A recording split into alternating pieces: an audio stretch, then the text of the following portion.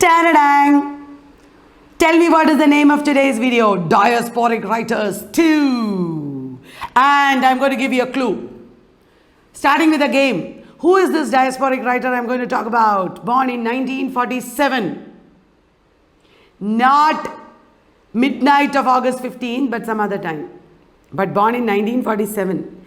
But he wrote about people born in the midnight of August 15, 1947. Arey, Salman Rushdie, of course.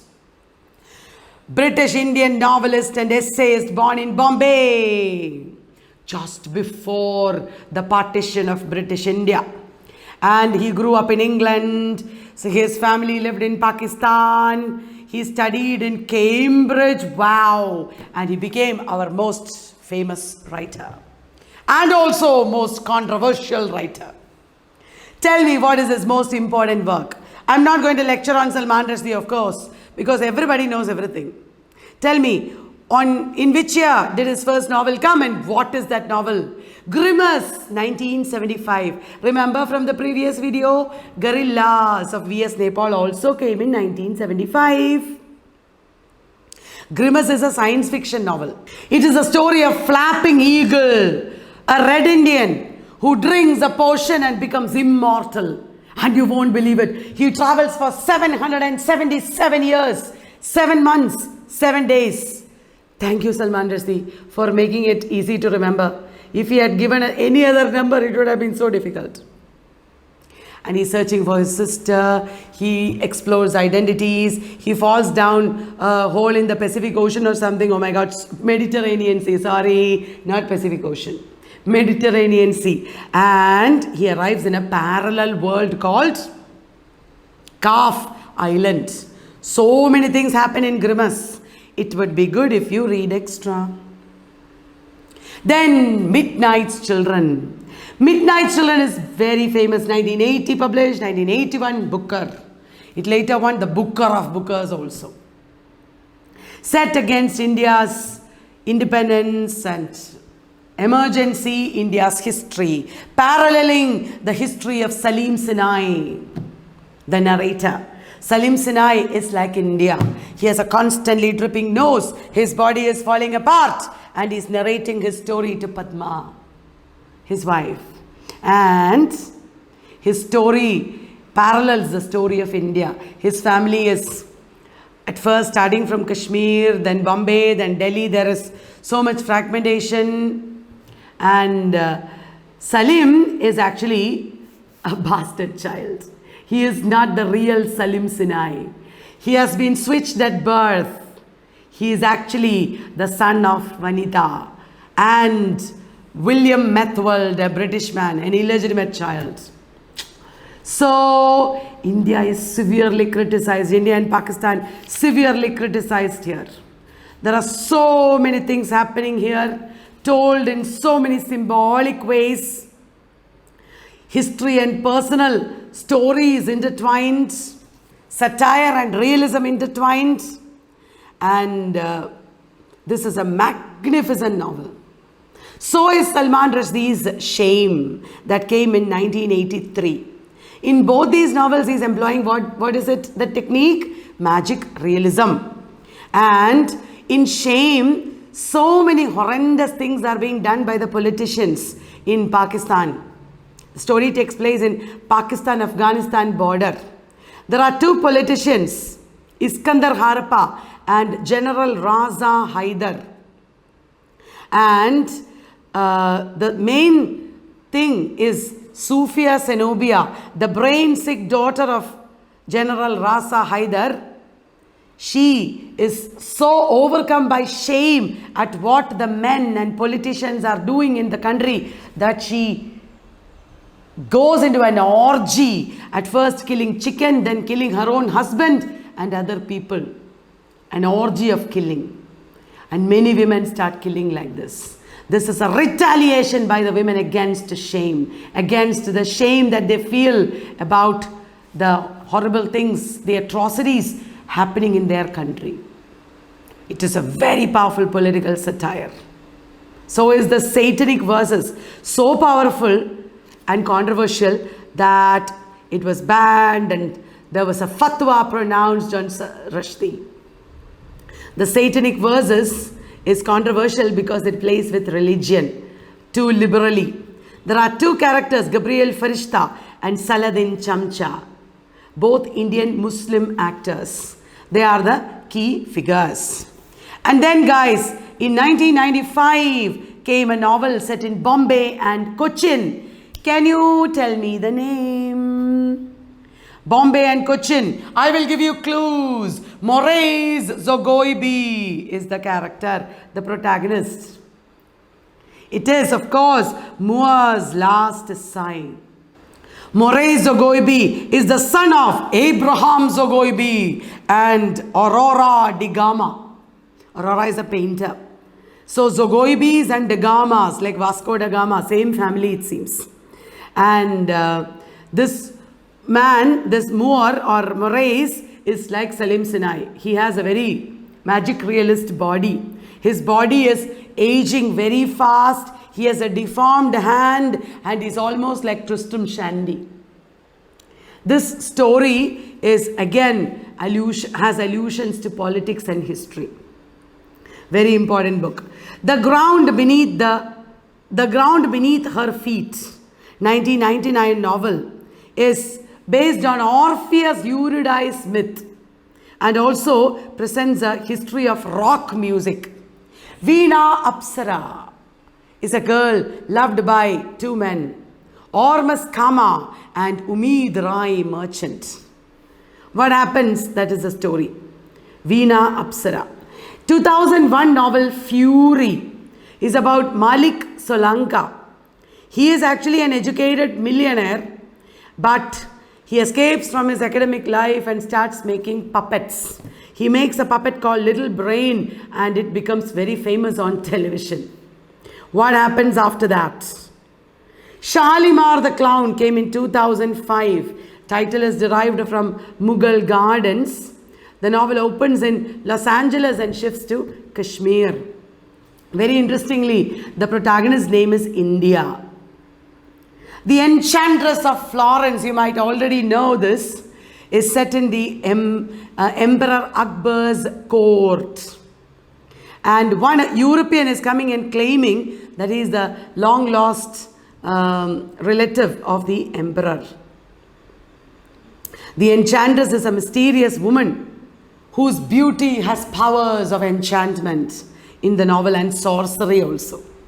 So all these are magic realist novels. There are lots of other works which are also prescribed in universities, like Haroun and the Sea of Stories. It's actually a children's book, but it is prescribed. Imaginary Homelands is a very important essay collection where there is a famous essay, Commonwealth literature does not exist. Talk about non-fiction, Salman Rushdie's memoir, Joseph Anton, is very important. East-West is a short story collection. Luca and the Fire of Life is another children's book. So these are all very famous works of Salman Rushdie. You have to read Midnight Children at least. It is an immensely readable book. I remember the first time I read it, I couldn't put it down. I was reading it everywhere I went until I finished it. It was so interesting. You should read it, guys. It's an amazing book. So now we have to talk about some other diasporic writers of Britain. Timothy Moore, for example, is an Anglo-Chinese novelist and a very important writer who wrote many books published under the label Paddle-less Press. The Monkey King, have you heard of that one? Recently, I remember they asked about the Monkey King in some exam, published in 1978.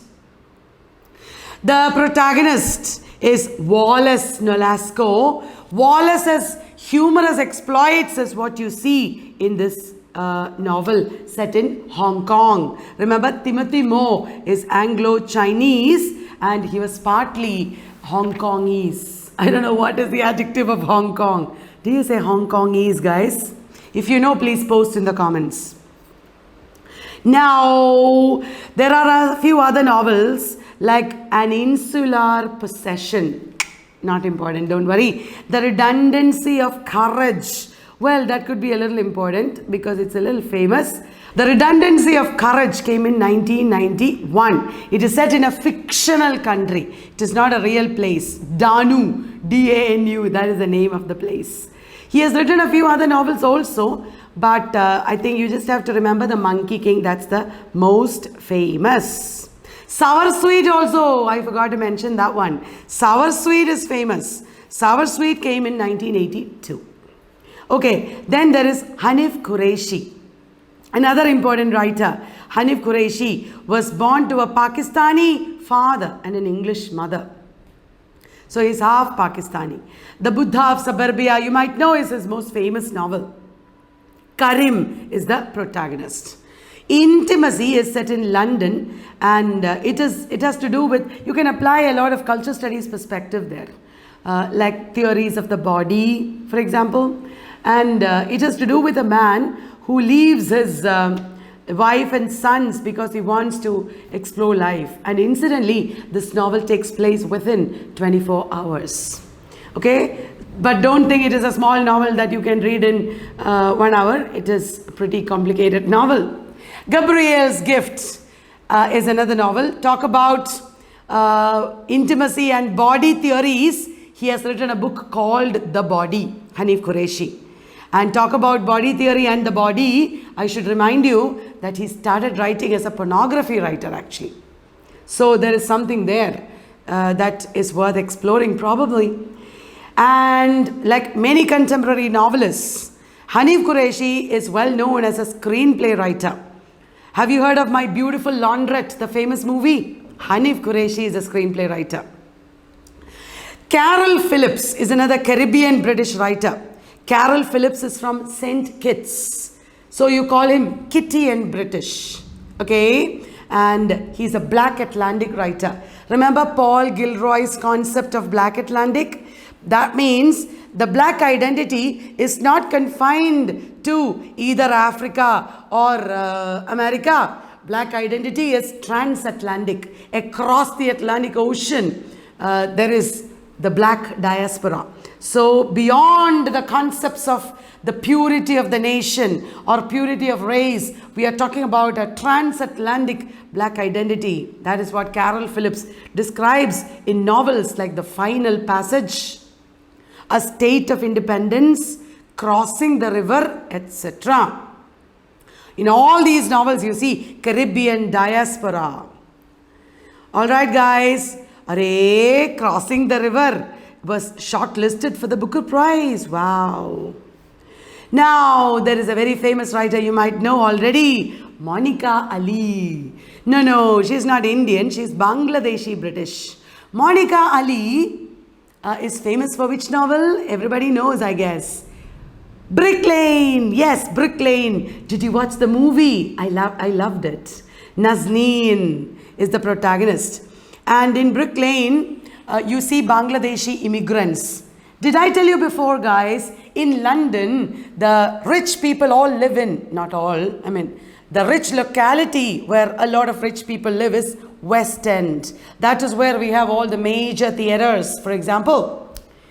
On the other side, the immigrant side is there, East End. This novel is about East End immigrants. Nazneen is married to a man much older than her, Chanu, his name is. At first, she can't adjust with the British culture. She feels like a fish out of water. But then, when Chanu finally leaves for Bangladesh, Nazneen decides to stay there. She doesn't even go. So, this is the story. Nazneen, her daughters, in between she has an affair, but she decides, I don't need that affair. And she begins to survive independently by herself in Britain. Wow. That is Brick Lane. I like that novel. 2003 novel, right? Alengio Blue is set in a Portuguese village. In the Kitchen is set in the Imperial Hotel in London. And you have a group of immigrant cooks as the main characters. Untold Story is about a woman faking her own death. So now guys, I don't know why. Probably there is a research topic hidden there, or at least a research paper hidden there. There are a lot of postmodern novels where people fake their death. Would you like to look into it? And related to this theme is the theme of resurrection.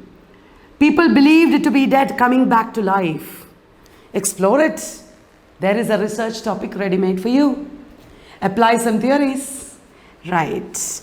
And then our last writer for today is Zadie Smith. Well, she is a Jamaican British writer. She worked as a jazz singer and then became a writer. Actually, her brothers are still performers. One is a stand-up comedian, I think, and the other is a singer.